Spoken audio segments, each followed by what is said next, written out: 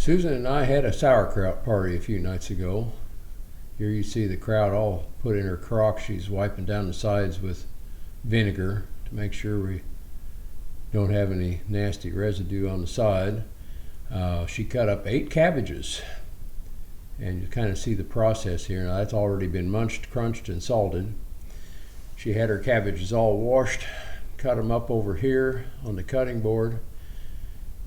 That's the waste. She had a scale there zeroed out with a bowl on top. She'd put a pound of cut up cabbage in there.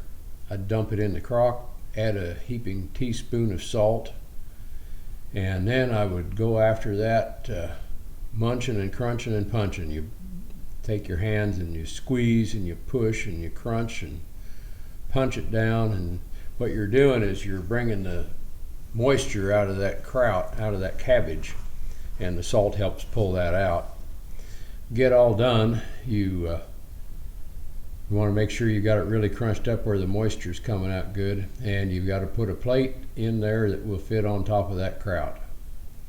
And she'll be coming back here with a plate in just a second. The first one was too big.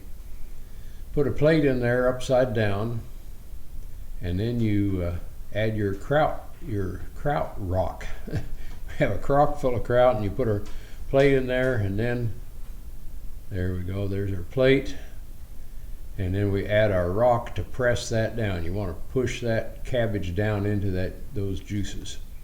And our kraut rock is a real treasure. It's from down on in the Big Bend country in Texas. Picked it up on a canoe trip down there. It's a piece of metamorphic granite. Beautiful rock.